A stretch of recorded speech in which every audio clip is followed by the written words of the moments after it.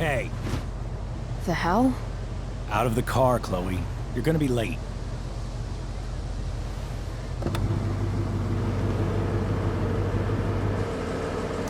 Shit. Thanks. Don't use that sarcastic tone with me, young lady. I can see you rolling your eyes. Hello? I was actually saying I see everything. I'll warn everything.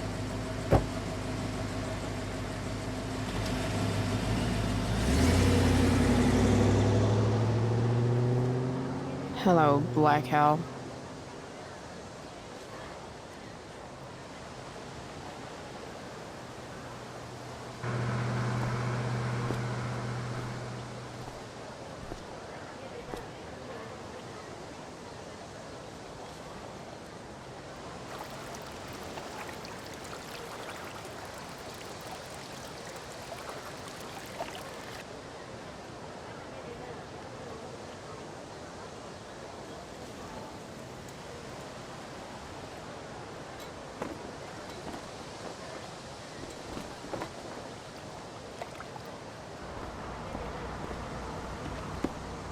Hey, Chloe. Oh, hey, Elliot. I heard you had a hell of a night. I mean, people are talking about it. People can eat a dick. Even social media haters can't ruin how awesome last night was. So, how about The Tempest? Blackwell Theater at its most pretentious. Yeah, totally. I know it's gonna be lame, but I was thinking, do you want to go together tomorrow?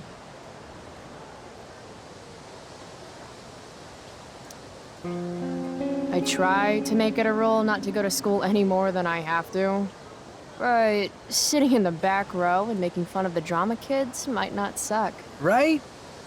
That's totally what I was thinking. All right. See you in chem. Yeah, for sure.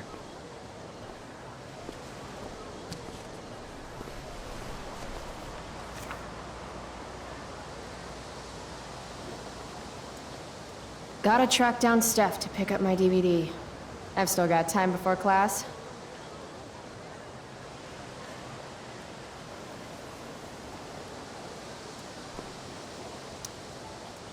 Maybe this play won't suck. Maybe.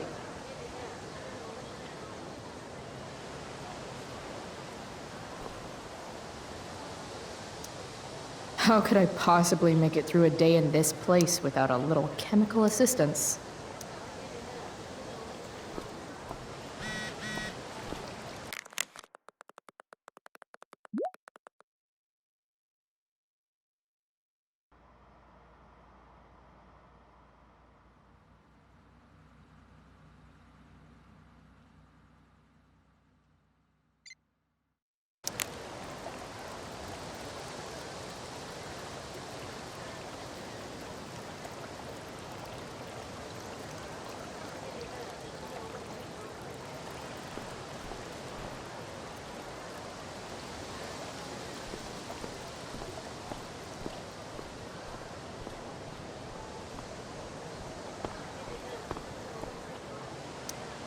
Huh.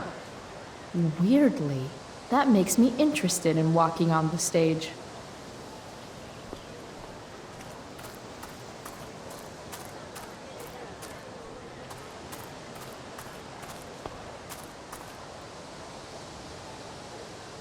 Need my DVD from Steph. I bet she's nerding it up with Mikey somewhere.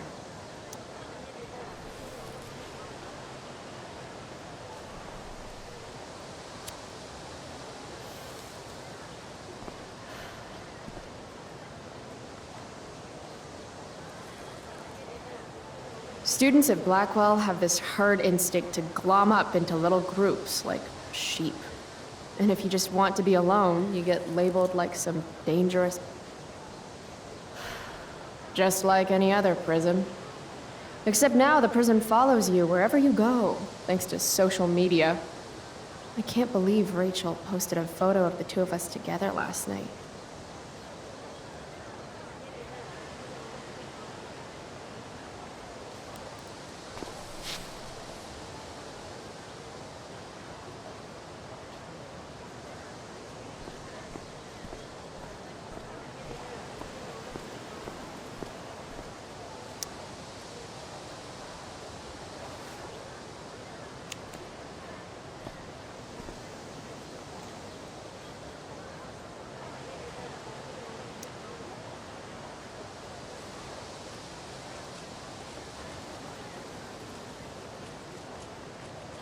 Ladies and gentlemen, Principal Wells.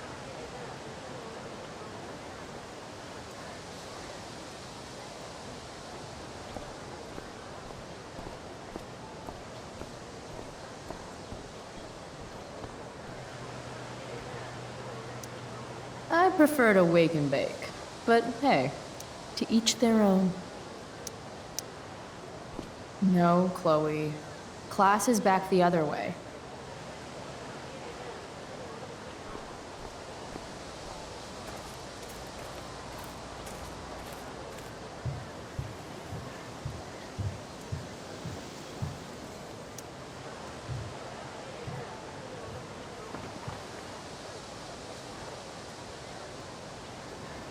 I should probably be getting to class, but...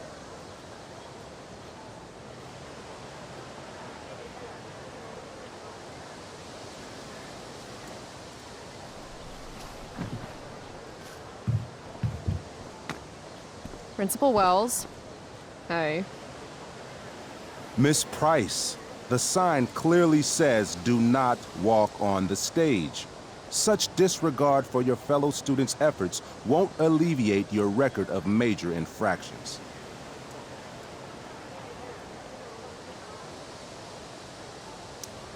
How many minor infractions and a major one? This is no joke, Miss Price. Who's joking? You've seen my math grades. Perhaps you will find me less amusing if I mention the various allegations I've been hearing about your drug use. You know Blackwell has a zero-tolerance policy. Do I have to initiate a search of your person in order to establish the veracity of these allegations, Miss Price? That's what I thought. I'll look forward to seeing you in my office after school today. How does that sound?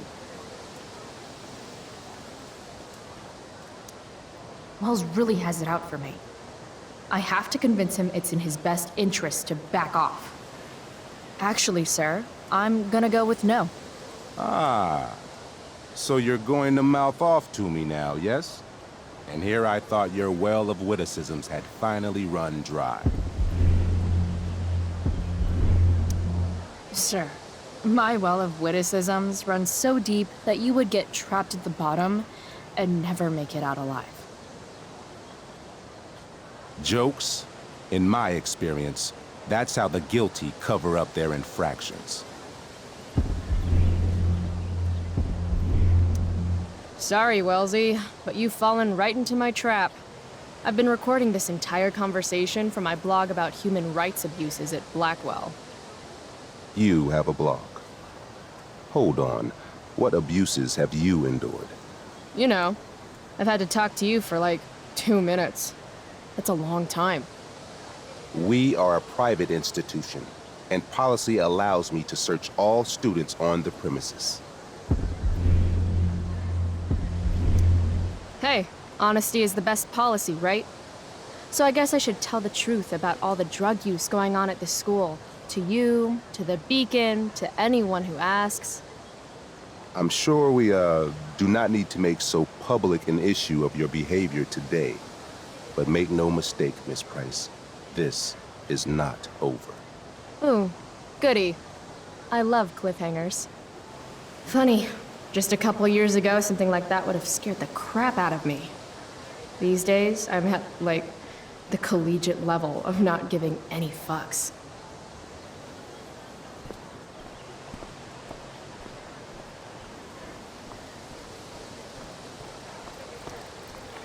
Steph and Mikey normally post up somewhere quiet in the courtyard. The future needs excellent. The future's an asshole.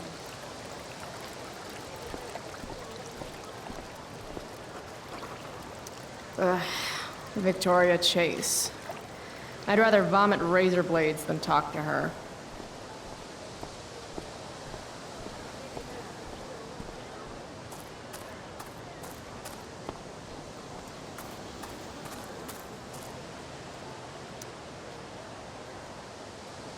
Steph Gingrich and Mikey North, Blackwell's premier indoor kids.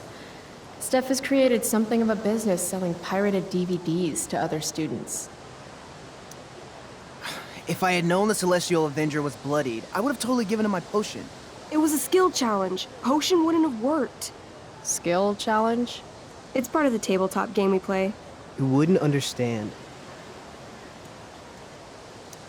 Give me a break, nerds. I've heard of tabletop games. Cool. Got my DVD? One Blade Runner, director's cut coming right up. Sweet. $5, right? Keep it. I'm just glad someone here appreciates the classics. You even asked for the director's cut, which took out the shitty voiceover and replaced it with a sweet dream sequence. Dream life over real life. That's my motto. Right on. Hey, do you know if Rachel's a gamer? Rachel Amber? You're asking me? Didn't you two go out last night, or was it just like a friend thing? Why do you want to know? Steph has a crush. Chloe, you should join our game. Yeah. I don't have 50 hours right now. Thanks, though. We're at the end of the campaign, so it'll only take, like, 20 minutes. What else have you got to do before class?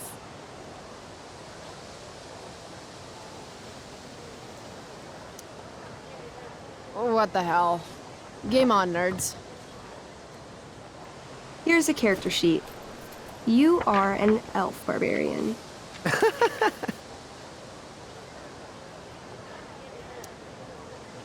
Are you insulting me in some obscure nerd way? Think about it. An elf? Like skinny and kind of weird, but also a barbarian, so like really angry.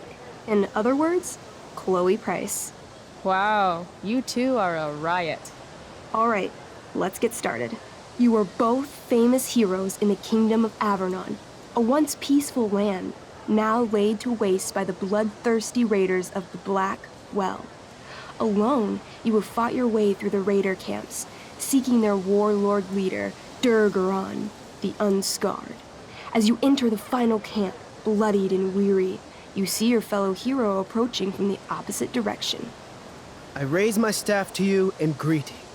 I am Elamon, Wizard of the Third Circle, foremost advisor to King Tiberius, and sworn defender of Avernon. Introduce your character. Yeah, okay. I'm an elf barbarian named, Calamastia. Super into it. Not bad. The two heroes. Hold on. Elamon narrows his eyes at the elf in front of him and says, I am here to defeat Durgaron, the Unscarred. In the name of King Tiberius, what makes you think you are worthy to fight alongside me? I once stabbed a guy in the chest with a sword, and it went all the way through and killed the guy behind him, too. True story. You stand at a three-way crossing. To your left, the raiders' training ground. To your right, their prison camp. Straight ahead, an enormous, ostentatious tent that could only belong to Durgaron, the Unscarred. Which way do you go? Straight ahead, right? We're supposed to kill the dude. Elamon frowns. The raiders could have some good loot at the training ground, and surely it is our duty to free all those prisoners. Your choice, newbie. Where do you wish to go? Loot sounds good. Let's go to the training ground. Sweet. Upon arriving at the training ground, you are spotted by a heavy-set orc who immediately shouts and points. There are a dozen raiders on the training field, all of whom raise their weapons and charge. Okay. So what do we do? I cast Urgel's Acid Blast. Overkill? Bam! You conjure up a wave of acid that washes over the charging orcs.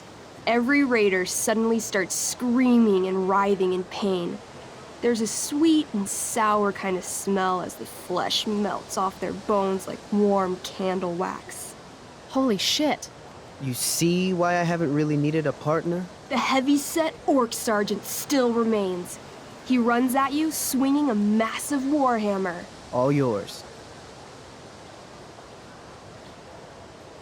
Okay, let's end this. Fatal cleave. You swing your great axe downward with both hands. The orc blinks, then splits open like a hot dog bun. Fuck yeah! I'm awesome at this game. It's going well. What about the loot? Well, as the training ground is now a roiling pit of acid, it's unlikely any loot survived. Dang. My character raises her axe. You'll pay for ruining all that loot, Elamon. By my honor, I apologize. Here, take this potion as a gift. Thanks, dude. What's next? Guess it's time to free some peeps.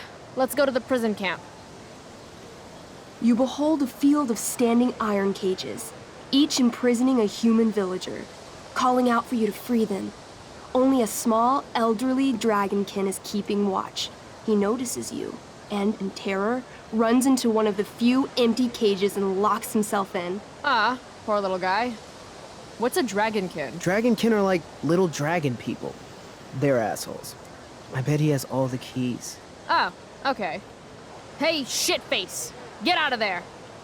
The dragonkin hops up and down, shaking his ring of keys at you. He shouts in a strange language. Whatever he's saying probably isn't flattering. Got any useful spells in that robe of yours? Nothing that wouldn't blow up the cage and everything in it.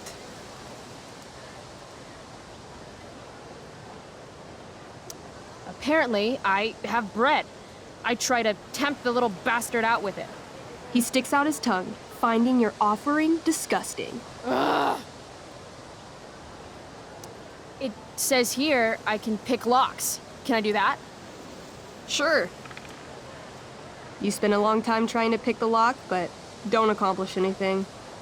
The dragonkin makes an obscene gesture at what you can only assume are his genitals. Shit! LOL. Intimidate. That's a skill I have.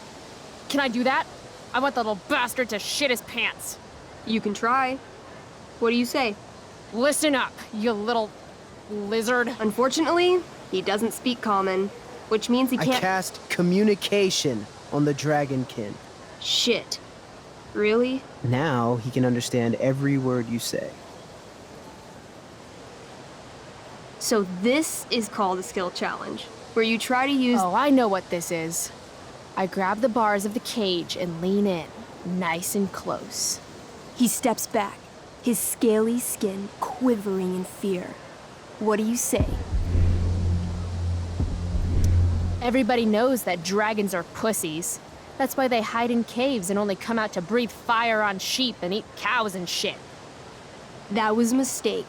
The dragonkin growls, snapping at you and showing his teeth and claws. Tall One is a fool. Dragons are gods, he says. Damn. Maybe we'll just wait here while you die of old age, dragonkin guy. This tabletop shit is hard. Try playing solo. The dragonkin swallows the key, pointing at his stomach and then his own butt, laughing at you. Then I shove my axe through the cage, right into his stomach. Then I twist it, and then pull it out. His guts and shit start falling everywhere, but I jam my hands inside his open stomach, grabbing the key. Then, in the final moments before he dies, I hold the key up to his face. And then I laugh. Normally, I'd say you failed the challenge, except that was so horrifically amazing. You won. Yeah! Go team! Why don't you start unlocking the prisoners? I'm on it. As you free them, the prisoners run away from you in fear. What's next? It's tent time. You enter the tent to find Durgaron, warlord of the raiders of the Black Well, sitting comfortably at his throne. He's a huge red-eyed minotaur, swathed in a fine black cloak, gripping a two-handed sword that's easily 6 feet long. His laughter bellows, wah ha ha ha ha ha. Your lands and people are already mine. Your deeds here mean nothing. Your kingdom was weak, You are weak. What an asshole. I got this. I cast Zael's cataclysmic cone of fire. The fire fizzles out on contact. Durgaron laughs again, holding up his right arm to show off his bracer of fire immunity. Shit! All of my battle spells are fire-based. Except for, you know, Acid Blast, which someone used unnecessarily to show off for Chloe. Calamastia? What'll it be? What's Wrathful Rush? It's like a shoulder slam, an angry shoulder slam. Okay, I do that. You scream with wrathful rage, then charge. Durgaron is caught off guard, and he fails to dodge. You slam your shoulder into him, knocking him back and doing some damage. Hell yeah. Next.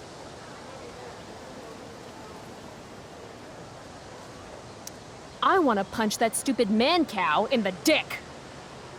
Like, right in the dick? Right in the dick. You miss. Durgaron bursts out laughing as you stumble past him. Asshole. He gores you in the side with a horn. 8 damage. Ouch. What do you do next? Holy shit! Annihilation Strike. That sounds boss as fuck. 1? That's bad, right? Not for me. As you take your first step, you trip on a rock, collapsing onto the ground in a clangy jumble of metal. Your axe swings wildly to the side. Mikey, roll a reflex save. Oh no. 3. Your axe strikes Elamon's leg. Legs. Plural. Severing both feet at the ankles. This game is awesome. My feet? Durgaron moves toward the crippled Elmon. Oh, shit! I told you this was my best boss. You didn't tell me my character might die. Durgaron approaches, stomping his bloody hooves. Stomp, stomp, stomp. This is all my fault. Sort of. What should I do?